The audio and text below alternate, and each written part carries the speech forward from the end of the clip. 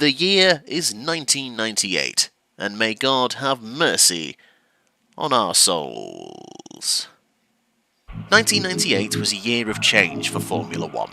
In real life, a new set of regulations. Smaller, less grippy cars with grooved tyres, hoping to increase the wheel-to-wheel action. Unfortunately, not everyone would adapt to these new rules as well as others, with McLaren and Ferrari head and shoulders above the rest of the field, between them winning all but one race this season, the chaotic Belgian Grand Prix. Furthermore, of the 48 podium places available in 1998, only 9 of them would go to drivers outside of those top 2 teams. Now, considering I always pick a driver from outside the top 2 teams of the season we're playing through, whoever I pick this season is going to be a bit of a stretch for the imagination. Like, some seriously weird shit would have had to have gone down for a non-Ferrari or McLaren driver to win. Fortunately, this year's game is perfect for seriously weird shit. The virtual change. Bizarre creations leave, and Visual Sciences step in, with limited time to make a game, and for some reason decide it should be built from the ground up. Whilst there are some improvements in Formula 1 98, they are completely lost in an incredibly buggy game with erratic AI and one of the worst handling models in a Formula 1 game. So we may not be in for the most authentic season of racing, but I think we're going to be in for a very chaotic one, and that provides the perfect environment for an outsider to shine. A driver who's got the talent but is just in the wrong team at the wrong time. This season we're back in a Benetton to try and get justice for Giancarlo Fisichella.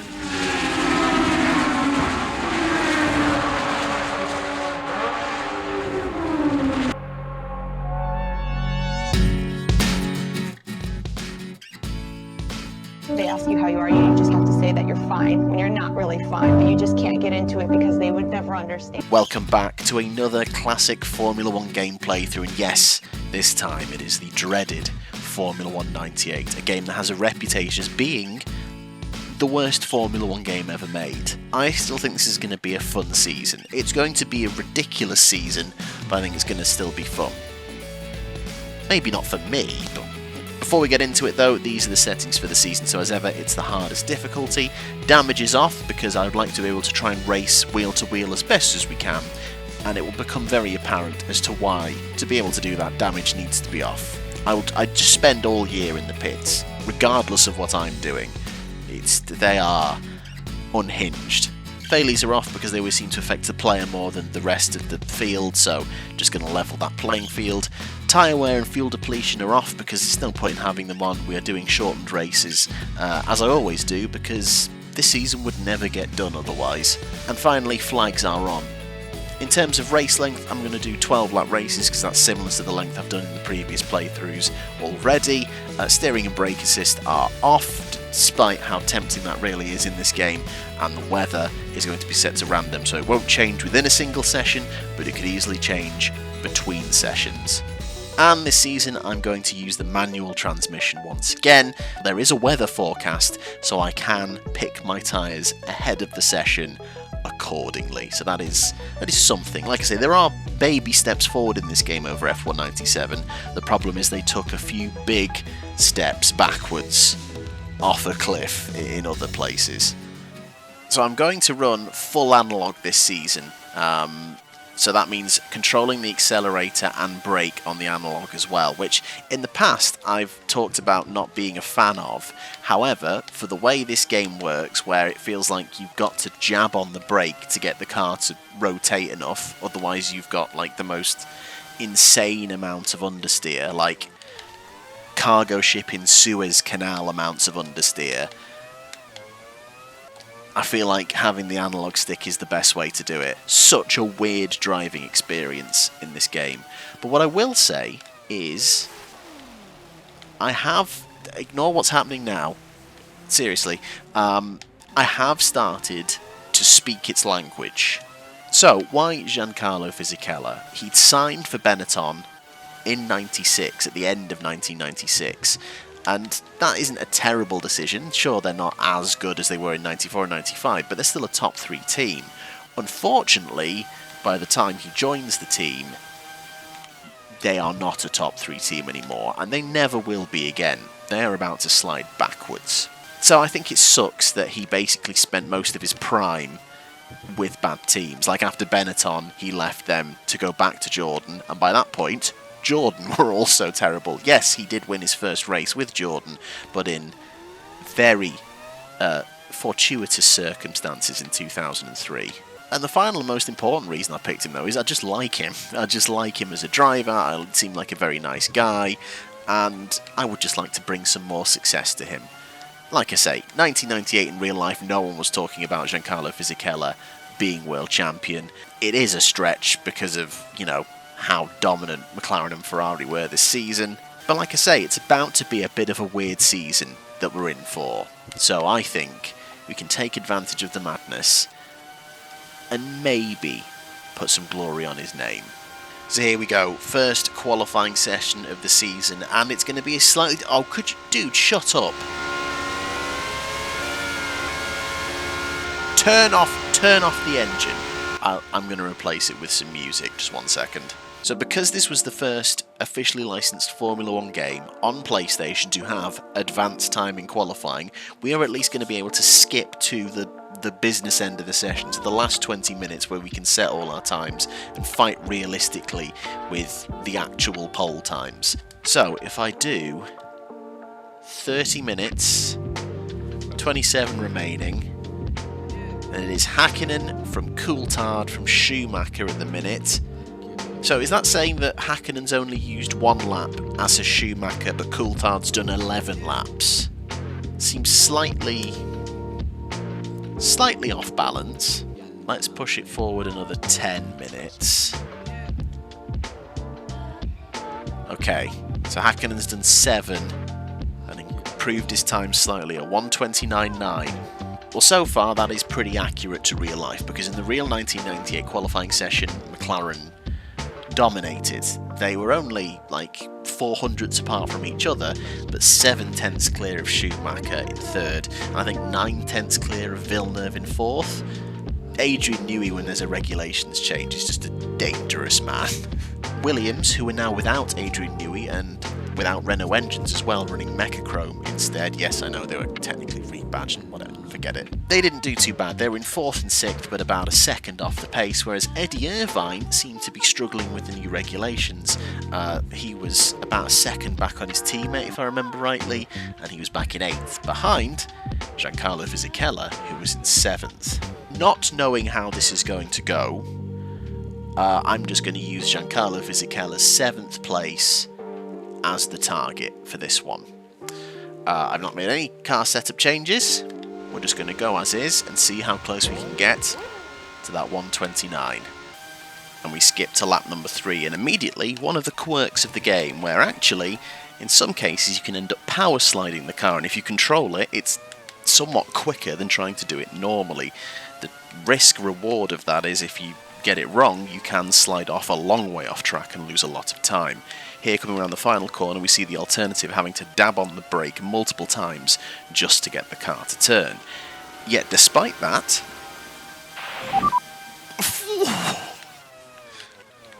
second competitive lap and we're a 10th up. Is it bad that I'm good at this game? that's worrying. No time to worry about that now, straight on to another flying lap. And as we come to the end of Sector 1, one of the quirks of the game, we don't actually get the splits as we go through each sector, so you end up kind of just forgetting about it and you focus more on driving the circuit. So in the long run it's kind of a good thing actually, even though it's just poor presentation. Now as we head towards turns 10 and 11, I've worked out that there is certain types of corners where it's okay to take them. If the corner is shorter, you can get a heavy amount of braking and flick down the gears to help with engine braking and get the car rotated in one foul swoop. However, if the corner is longer, and it doesn't matter if that's a tight corner or just a gentle bend, if it's a very long corner, that's when it's an issue. So look here in this right-hander, you see I need to just slow the car down multiple times to get it rotated. Here, this one's not so bad, because if you get heavy on the brakes, you can fling the car around in one foul swoop. Here, not as heavy a braking zone, longer corner, and it's just that annoying dabbing. But again, as much as I complain, somehow We are 3 seconds up on Mika Hakkinen.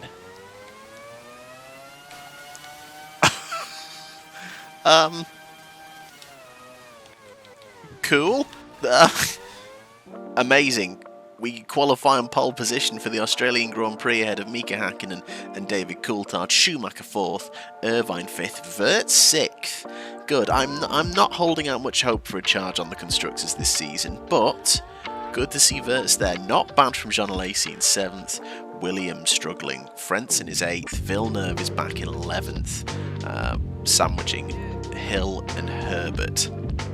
In the real 1998 Australian Grand Prix, McLaren continued where they left off from qualifying and dominated. It was Hakkinen from Coulthard. They lapped everybody. Frentzen was 3rd. It was a solid recovery from Ted Wine in 4th, Villeneuve 5th, and Johnny Herbert 6th.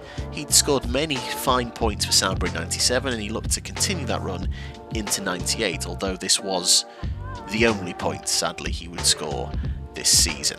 Fisichella, he could have been on the podium. He was running 3rd when on lap 43 he had a rear wing failure. It was basically leaning forward, I think, and he couldn't carry on, so he had to retire from the race. It would have been a great debut for him, but alas, no points. In my practice, I was getting to the 29s. I was thinking, we're going to sneak pole here. That is... The thing is, you probably saw a couple of power slides, and they are not intentional, but if you pull them off, it does actually sometimes feel quicker than trying to drive the car like a Formula 1 car should be driven. The thing is, if you get them wrong, they can cost you a lot of time. So it just takes one of those to go wrong to be end off in the grass. I am going to say win though, because I feel like after qualifying on pole by 3 seconds, I've got to convert this one. It's a bit of pressure for the first one, because I still don't feel like I found my feet with this game. I never owned this when I was a kid. I am learning this purely through what you've seen on the channel and a bit of practicing ahead of this first race to decide what the settings would be. Like, it feels good now, but I'm still nervous. There's something going to bite me in the arse. And as I do a final settings check before we get started, note the weather forecast. Perfect, clear, sunshine. Lovely.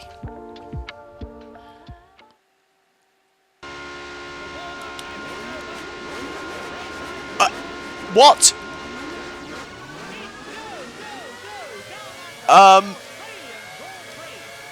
The weather it said it was going to be sunny. Okay, we're underway. We're off the track. Oh my god. I knew it was going to do something to me. This right, okay, we're down to 6th. We're behind an arrows. Sorry, I was so dumbfounded. There was a weather forecast. It had a sun on it. I put dry tyres on because there was this picture of a sun. Why is it raining? Okay, it seems like we've got just as much grip as we had before. I don't know if that's because the game isn't designed wet weather very well or whether I've got the right tyres on. But I'm going to be very careful on the curbs just in case. We've dropped to 5th. What an unceremonious start to the season. Welcome to Australia. Welcome to Formula 198.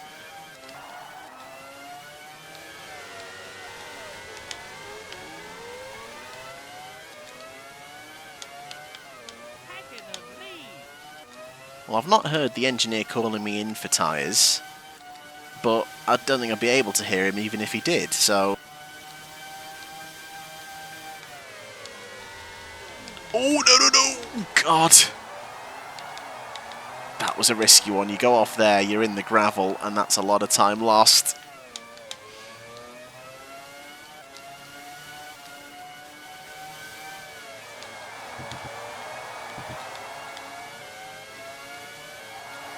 Come again, move up front to here. Heinz! For God's... And that is exactly why I have damage off, because... What a brake checky move that is there. Okay. I'm really scared about going off the track and losing loads of time.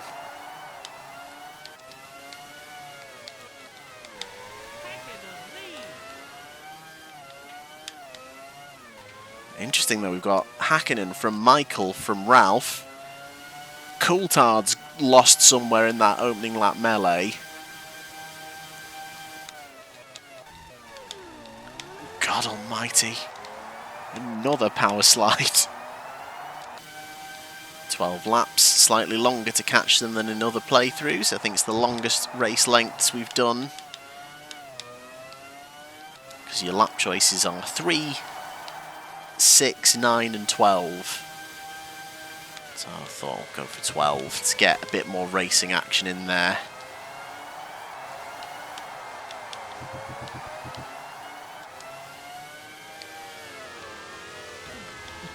Heinz, mate. Parking it on an apex isn't the one, my guy.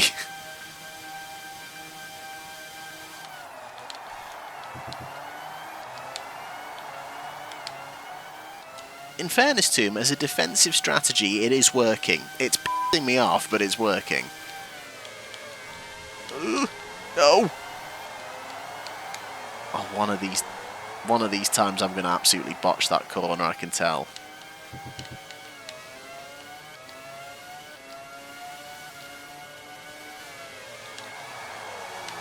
Right.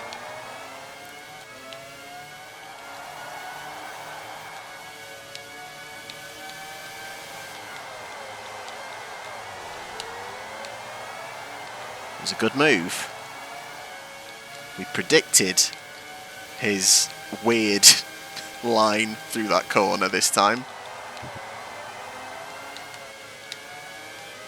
I want to clear Ralph as quickly as possible and then see if there's any chance of us getting up to Michael and Mika.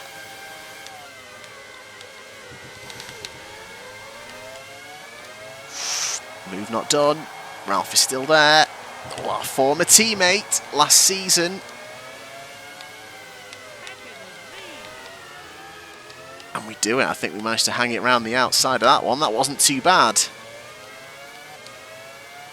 They're going to come back at us though, because there's no nice way to take that final corner. 9 seconds to Schumacher, okay.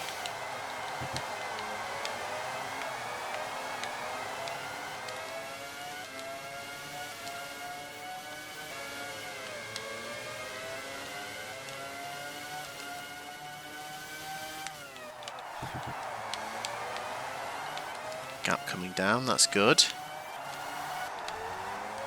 Yeah, Ralph and Fisichella didn't get on.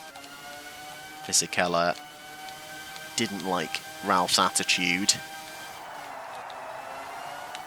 I do think crashing him out of a race where he might have been able to win probably had something to do with it.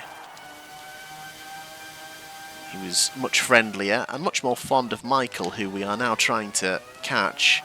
And the gap is coming down. We've not had half race distance yet. This might not be over yet. Get into the 129s there. Good lap.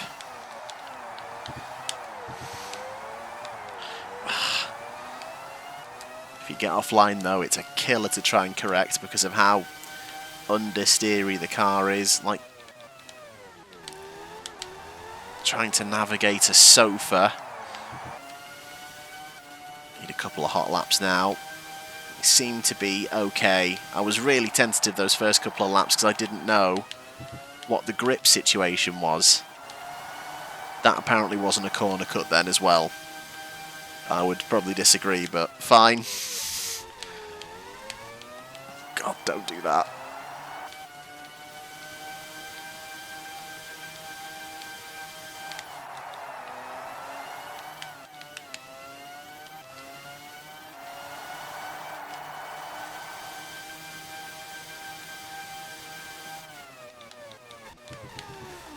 Oh no! God! Doesn't matter how used to driving the car you get, sometimes it just does things that are incredibly unpredictable.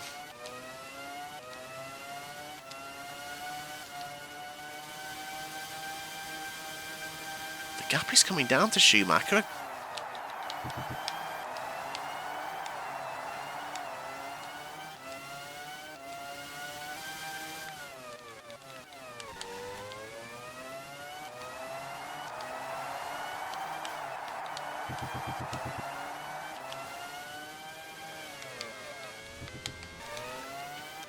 Ooh, that's a new one.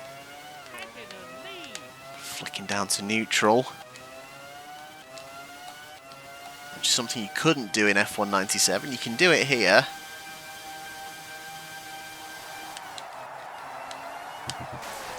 No! No! Oh, that's going to cost me.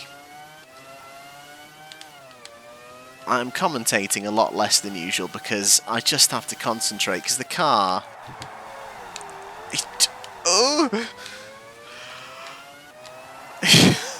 It's just all over the place.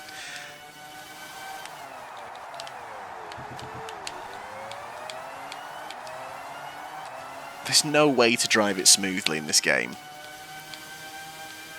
I found a way to drive it quickly. But in terms of consistently, no. I'm just worried it's going to do something and snap at any point. I'm just on tenterhooks the whole time.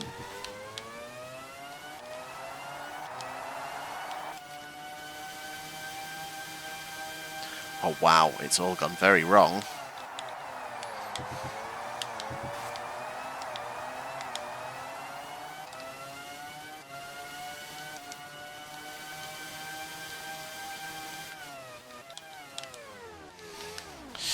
Oh my god.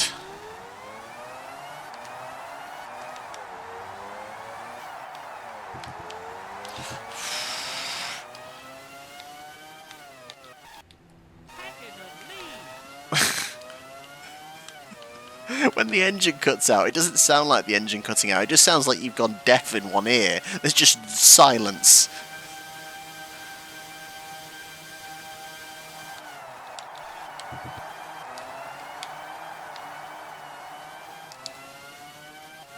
That was a better run through turn one, though. Is it going to be too little too late?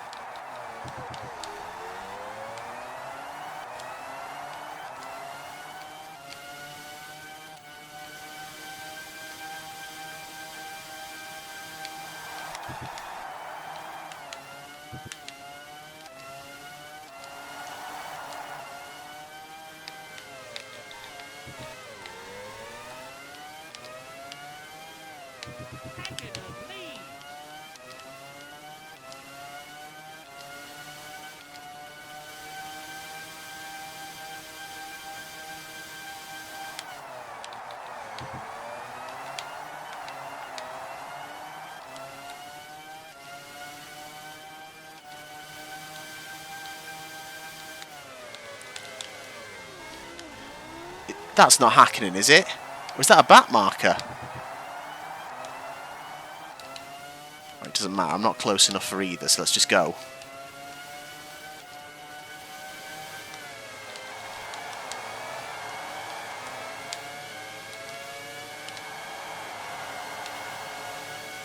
It's a back marker. Oh! Schumacher is going to be swearing like a madman in his helmet, and he's still behind them.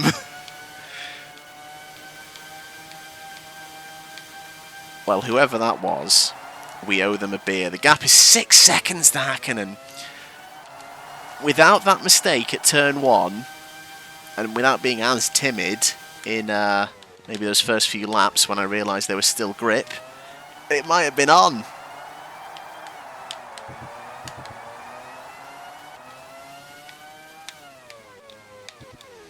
Come on, come on.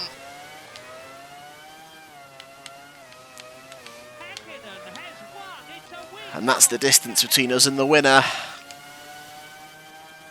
Essentially a start-finish straight. We come home second, and can I just say quite categorically, I did not enjoy that. Like, you can get the car to go quick, but it's so unpredictable all the way through, and then when you get near to anyone, I have no idea what's going to happen. Apologies to Heinz-Harald Frentzen, but why are you braking there? So, Mika Hakkinen wins by 7 seconds from us, Giancarlo Fisichella. Schumacher comes home third, Brother Ralph in fourth, Frentzen in fifth. Johnny Herbert recreates his real-life 6th place as well, taking Mika Salo out of the points. I don't know who... Sorry, you're telling me the fastest lap on this game is a 1 minute 13, and I was sweating 1 minute 20. Get in the f***ing bin. So this is how the standings look, and unsurprisingly, it looks pretty much like the race results from round 1. Hakkinen takes an early lead, recreating his real-life win. A good start from us. I am annoyed that we didn't win the race, but I was so caught off guard by being lied to by the forecast, because there was a picture of a sun, right? But yeah, not a bad start. What a weird result that is, though. So has anyone got double points there? No, we've got a McLaren, a Benetton, a Ferrari, a Jordan, a Williams and a Sauber in the points. Speaking of which, there's the confirmation. McLaren Mercedes lead from Benetton, Mechachrome, Ferrari, Jordan, Williams and Sauber. Minardi, Prost, Tyrrell, Arrows and Stewart yet to score. So, we're competitive, and that's good, but it has left me with a lot more questions. For example, are there going to be situations like in F197 where some tracks we're just going to have no chance? And I do think certain types of corners are bad for us. The super slow corners or the very fast sweeping corners could be difficult because the car just doesn't want to turn, and you've just literally got to do like that on the analog stick to get it to like edge round. It's so weird. I'm going to stop complaining because it's actually been an okay start. We got a pole position and we got a 2nd place, which could have been a win if it wasn't for me. So, not too bad. Next time we're off to Interlagos, Brazil, a place we've yet to win in any of these playthroughs, but honestly I feel like all rules are going to be out the form book out the window. Anything could happen in any of these races, but at least we are at the right end of the grid. So next time it's Interlagos, and I do hope you'll join me. Thank you so much for watching. I need another drink now. That was...